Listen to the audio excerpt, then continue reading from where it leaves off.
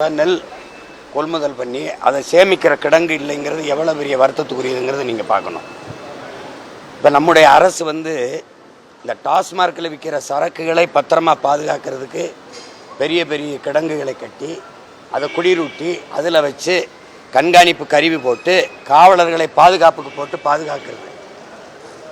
ஆனால் உழைக்கிற மக்கள், வேளாண்குடி மக்கள் உயிரை கொடுத்து விளை வைக்கிற மிக அத்தியாவசியமான உயிர் தேவையாக இருக்கிற உணவுப் பொருளான நெல்லை கொள்முதல் செய்யாமல் சாலையில் போட்டு வீதியில் போட்டு மழையில் நனைஞ்சு முளைக்க வச்சு எத்தனை லட்சம் டன், 20 லட்சம் டன்னுக்கு மேலே இன்றைக்கி தெருவில் போட்டு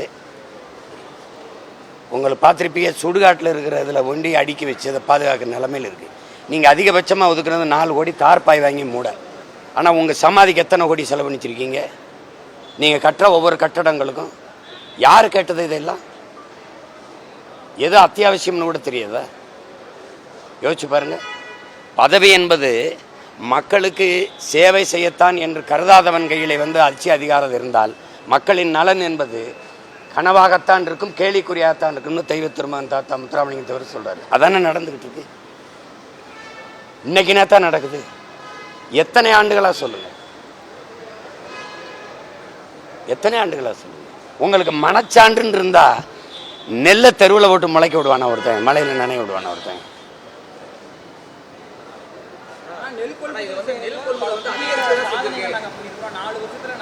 அதாங்க சாதனை. தெருவில் போட்டு முளைக்க வைக்கிறது தானே சாதனை. இந்த நெல்லை ஏன் நான் விளைய வச்சதை தெருவில் போட்டு ஆந்திராவிலேருந்து இதுக்கு நீ அரிசி வாங்கிட்டு வர? இப்போ ஆந்திராவிலேருந்து பொங்கலுக்கு இதுக்கு தீபாவளிக்கு நீ அரிசி வாங்குறீங்களா இல்லையா? போன தடவை பொங்கலுக்கு குஜராத்லேருந்து வாங்கிட்டு வந்தீங்க வெல்லம். ஏன் என்கிட்ட கரும்பு இல்லை? நான் வெல்லம் காய்ச்சல, நான் விளைய வைக்கல, அரிசி நெல்லை விளைய வைக்கல, என்கிட்ட அரிசி இல்லை, எது குஜராத்லேருந்து வாங்கிட்டு வந்தீங்க?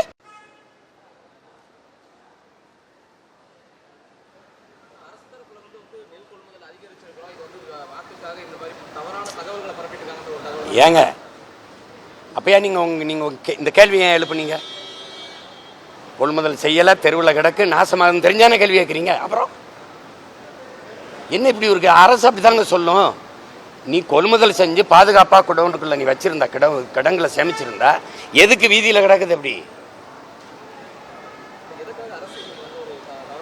அவ்வளோதாங்க. அதுக்கு மக்களின் நலனை பற்றி கவலை என்ன இருக்குது? 2000 கோடிக்கு பாலம் கட்டும், மெட்ரோ ட்ரெயின் கொண்டு வந்து விடுறேங்கும், ஏர்போர்ட்டை கேட்கும். நாங்கள் இந்த இவ்வளோ பெரிய ஏர்போர்ட்டு கேட்டோமா? பறக்கிறதுக்கு ஒரு ஃப்ளைட்டு கிடையாது, உனக்கு ஒரு வண்டி கிடையாது, அதுக்கு எதுக்கு இவ்வளோ பெருசு? இறங்கி 1 கிலோமீட்டர் நடந்து வரோம். எழுத்திக்கிறேன். ஒரு நாள் பட்டினி நடந்து சாகும்போது தெரியும். இதெல்லாம் உங்களுக்கு உழைக்கிற மக்களின் உழைப்புக்கு மரியாதை இல்லை, உழவர் கூடி போற்றப்படலைன்னா அந்த நாடு என்னது? பிச்சை எடுத்து தான் சாகும். வேறு வழி என்ன இருக்குது? வேற ஏதாவது இருக்கு?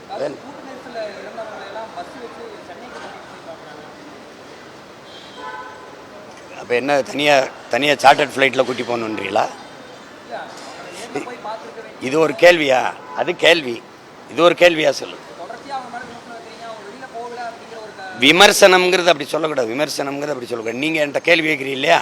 அப்படி நானும் உங்ககிட்ட கேள்வி கேட்குறேன். அப்போ அப்படி ஒரு கேள்வியை கேட்குறேன்.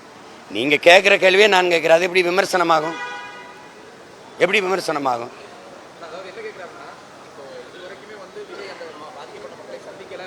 அது அவர் விருப்பம். நீங்கள் அதை போய் பேசிட்டு கூடாது. நீங்கள் அதையே பேசிட்டு இருக்கிறீங்க. நான் அதை அறிவு இருக்கிறேன், அதை பேசுகிறத அறிவு இருக்கிறேன். அதை தாண்டி அரசியல் இருக்குங்க. அது இல்லை. நீங்கள் தூத்துக்குடி துப்பாக்கி சூடை பற்றி இது இவ்வளோ காலம் யாராவது பேசிட்டு இருந்தீங்களா? ஒரு அரச படுகொலை அது மக்களின் புரட்சி. அதை சுட்டு அடக்கி ஒடுக்குனீங்க. அன்னைக்கு அந்த அரசு பொறுப்பேற்றுச்சா? போய் பார்த்து எல்லாரும் அதுக்கு ஊக்கத்தொகை கொடுத்தீங்களா? வீட்டுக்கு ஒருத்தருக்கு வேலை கொடுப்போம்னு சொன்னீங்களா? உங்கள் குடும்பத்தில் இருக்க பிள்ளைகளெல்லாம் படிக்க வைப்போம்னு சொன்னீங்களா? நாட்டையும் ஆட்சியும் எதை நோக்கி நகர்த்துறீங்க? நீங்கள் கள்ளச்சாராயம் குடிச்சு செத்தவன் கொலைப்படுத்தி செத்தான், அவனுக்கு போய் காசை கொடுத்து ஊக்கப்படுத்தி உன் பிள்ளைகளை நான் படிக்க வைக்கிறேன், உனக்கு அரசு வேலை கொடுக்குறேன்னா நாட்டு பாதுகாப்பை எல்லை நின்று செத்து வந்தால அவனுக்கு போய் இப்படி பார்த்தியா? பணம் கொடுத்தியா? அவன் குடும்பத்துக்கு வீட்டுக்கு ஒருத்தருக்கு வேலை கொடுக்குறேன்னு சொன்னியா? அப்புறம்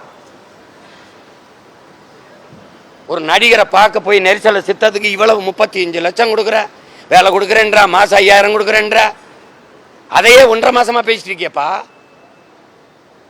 விவசாயி வீதியில் நின்று கண்ணீரோட நின்று விளைய வச்சு அந்த நெல்லெல்லாம் வீணாகதே எனக்கு அவன் பசிக்காக கொண்டு வந்தாங்க. ஊராரின் பசிக்கு தானே உழைச்சி கொண்டாந்தான். அதை பற்றி கவலைப்பட மாட்டா, பேசவே மாட்டா.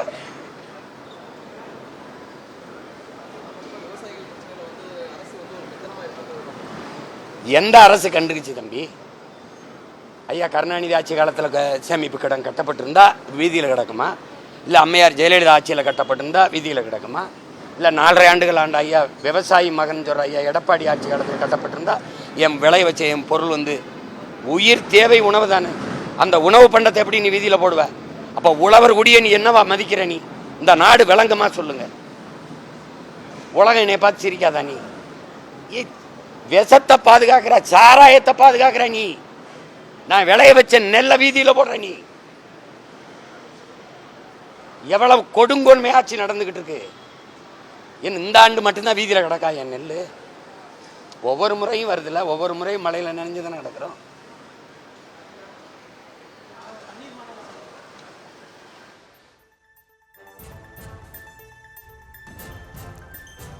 மதுவுக்கு உள்ள பாதுகாப்பு நெல்லுக்கு இல்லை என சீமான் பேட்டியளித்த அந்த காட்சிகளை பார்த்தோம்.